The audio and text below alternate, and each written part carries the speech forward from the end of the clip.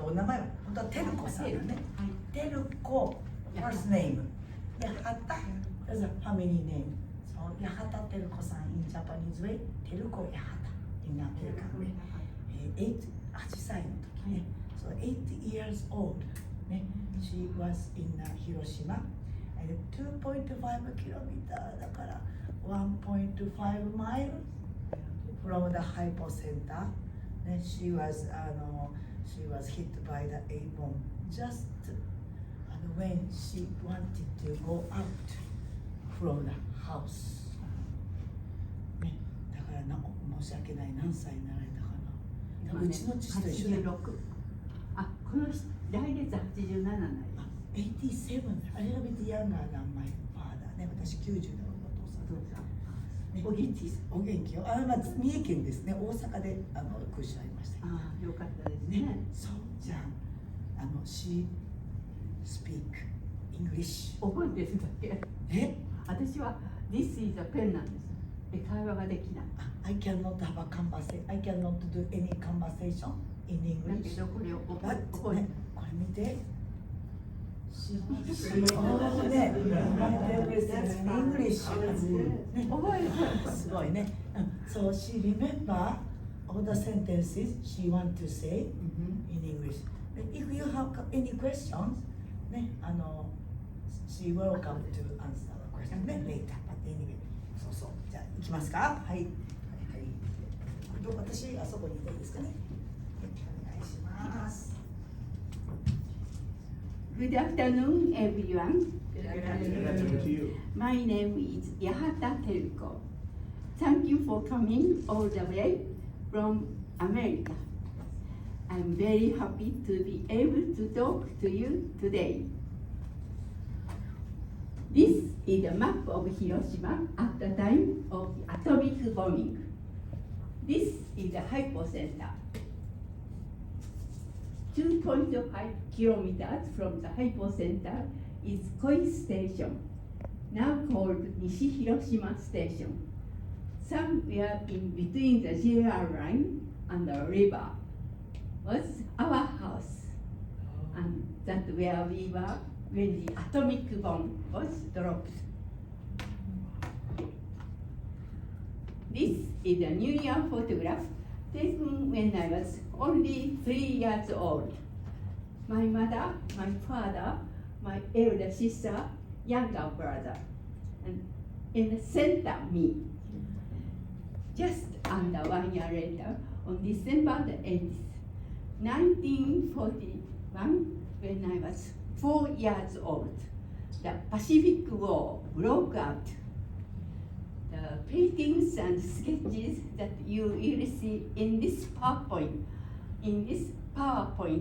were produced by students of Hiroshima City Motomachi High School Art Department and were made over the course of about a year after listening to my testimony. I was 8 years old when the atomic bomb was dropped on Hiroshima. The previous year, I had been enrolled in the Hiroshima City National School in Koi. Upon entering the school gate, I immediately noticed that the cherry blossom was in full bloom, and the fallen petals had transformed the ground into a light pinky peach colored carpet. The radio was broadcasting an announcement from Imperial headquarters, and the brave voice resonated. We have successfully attacked and sunk an enemy aircraft carrier with no significant damage to our side. But gradually, the situation on the battlefield was worsening. Even so, after morning assembly, a senior student was seen to be marching and singing. In exchange for one life, I'll slash hundreds and thousands. It seemed that they were convinced that Japan would be victorious, and that a decisive and determined mainland battle was being fought. On that fateful day, the sky overhead was clear and sunny, and it was a fresh morning. We lived 2.5 kilometers from the hypocenter in our family home in Koihonmachi. My paternal great-grandmother, grandmother, parents, older sister, me, and 2 younger brothers. 8 members in total. After breakfast, in order to go next door, I stepped down into the garden. At that moment, and all of a sudden, the entire sky flashed and was illuminated in bluish white, as if the heavens had become a huge fluorescent light. I immediately fell to the ground and lost consciousness. Everyone, let's get together here. I was awoken by the sound of my mother's voice calling out, and by the image of my father carrying my great-grandmother on his back. There was so much smoke in there that I could barely see. The inside of the house had been turned upside down, and the shattered glass from the sliding door was everywhere. It was like we had been stabbed with a mighty spear. I had been thrown by the force of the blast 6 meters from the back garden to the entrance of the house. Let's die together while we are all still together. My mother pleaded from the ruins and began to pull futons and bedding from the cupboard. As she did so, I noticed that there were fragments of glass sticking out of her back, and her white dress was now stained a bloody red. We thought that there was sure to be a second and perhaps a third bomb. So we believed that we were beyond saving. As she spread out a large quilt over us all, I remember, and indeed will never forget, what it felt like as a child to be surrounded by my entire close family in the warmth and security of that blanket.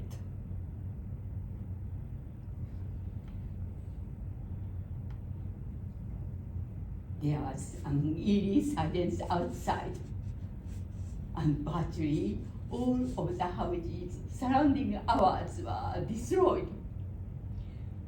We had fled to the mountainside when the huge drops of rain began to fall, and it soaked us to the skin. There was no need for us to know at that time that this was a so-called black rain. While we are turning back towards a riverbank of Koi, we froze in our steps as we encountered people fleeing from the city. They were standing on it, and their bodies were sometimes completely burned. They were covered in dust, and the skin that was peeling off their arms and dangling from their fingertips resembled old tattered rags. The sore and crippled figure of tens and hundreds of bodies were flocking towards us like a legion of ghosts.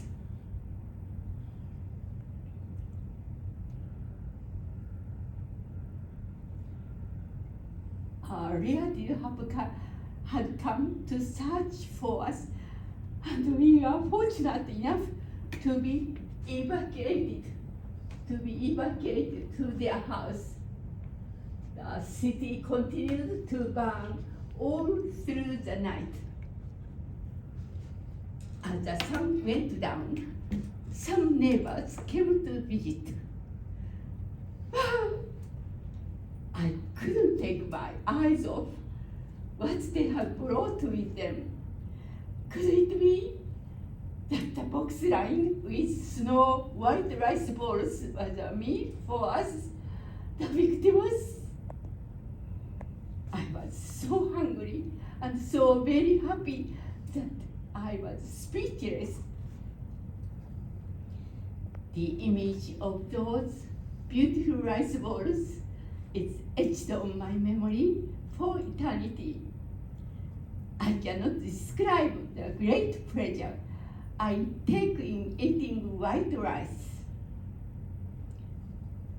And even now, it fills my heart with joy to make anyone, a fresh rice ball. The heat of the rice turning my palms red as I shape each one carefully, one by one. Fortunately, my family had escaped with only minor injuries. In order to receive treatment for the wound to my forehead, my father had taken me to seek first aid at the school. Upon entering the gate, I was horrified to be met with agonizing screams and moans. In the hallways and classrooms, the floor was strewn with tightly packed bodies. Faces blistered so badly that they could no longer open their eyes. The dead were being taken outside to the sports ground on makeshift stretchers, and rows of holes had been dug for the clusters of bodies to be thrown into. In the midsummer heat, a flickering heads rose above the burning flames, and the bodies of the people working seemed to simmer and quiver in the intense heat. The smoke and repulsive stench seemed to have filled every corner of the school. In the midst of all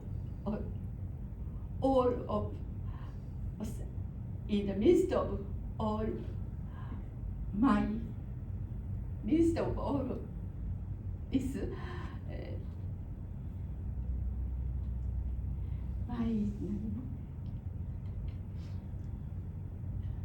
something caught my eye on a table near the school gate. Rows of postcard-sized white paper bags. They must be handing out seeds. I thought to myself, I was starving, so headed straight for the sun. It was with shock that I then found that the bags were not filled with seeds, but with the bones of the unidentified cremated. The relatives could then at least take something back home for the memorial service. I was later told. Amongst the recorded 2,000 bodies that were cremated here, a large number of whom were sacrificed during building demolition duty were first and second grade students. How much pain did they suffer? How much did they really want to continue living? They lost everything in the moment.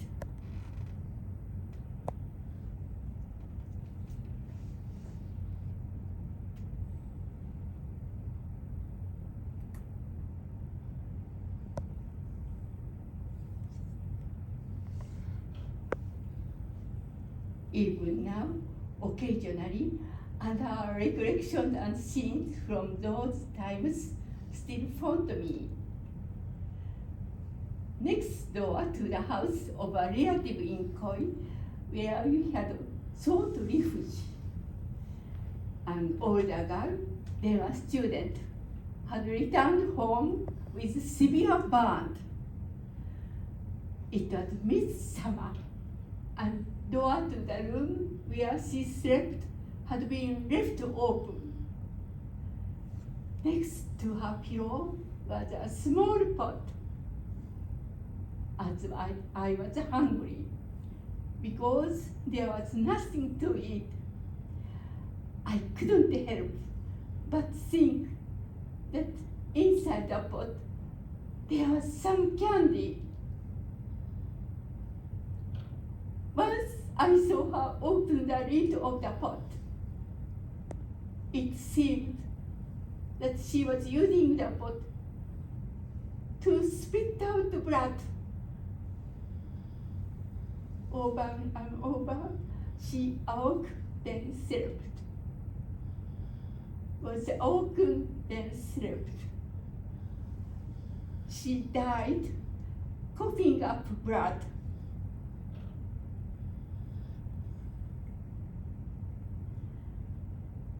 From the day when the atomic bomb was dropped in 1945 to the end of the year, it is said that the death toll had reached approximately 140,000 people.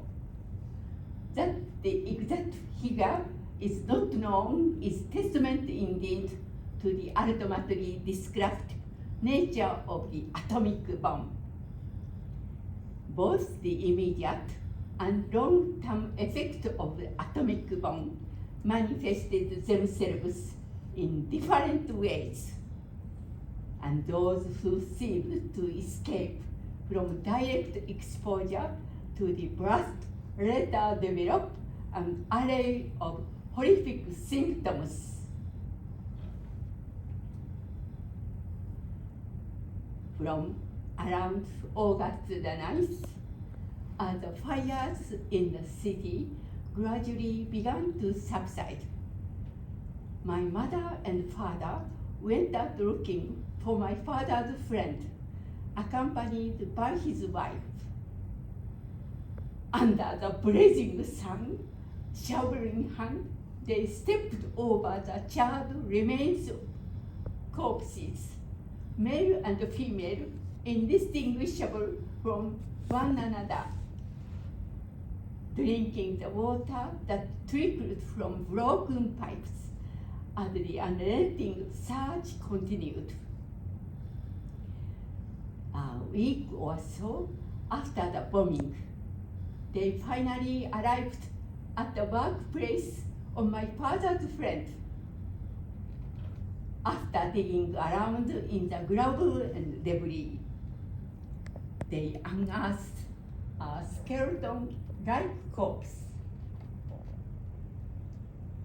Somewhere in the vicinity of the corpse was a charred identification seal case bearing his name and therefore confirming his identity.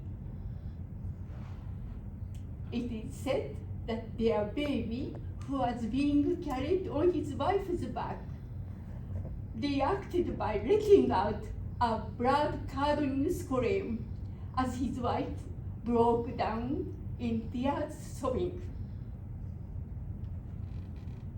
My parents stood silently weeping. They took the skull of my father's friend home with them. Everyone put their hands together in prayer. as we looked upon the transformed remains of what was once our bright and cheerful man. Even now, when I look at the drawings depicting this scene, an eerie sensation comes over me. And in those silent moments, I feel that something is tugging at my heart.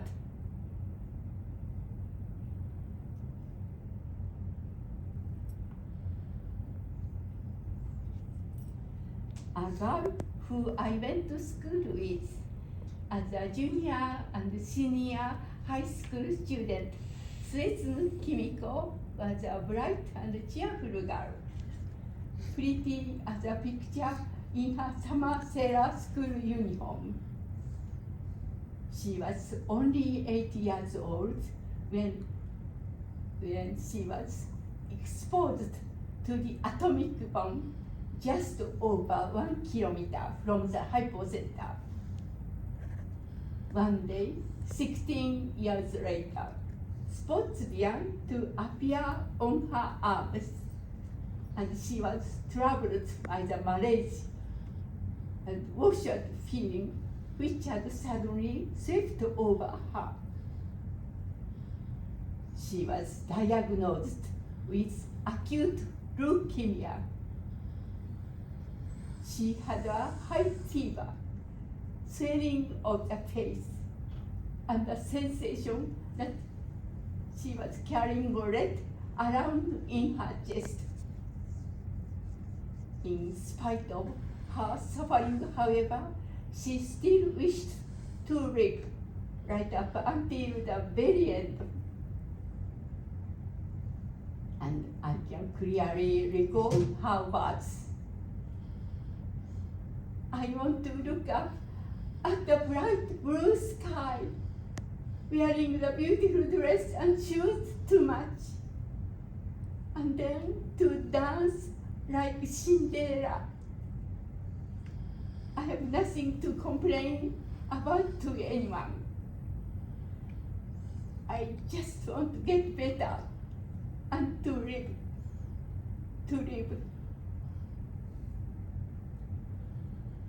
She died the following year at the still tender age of 25.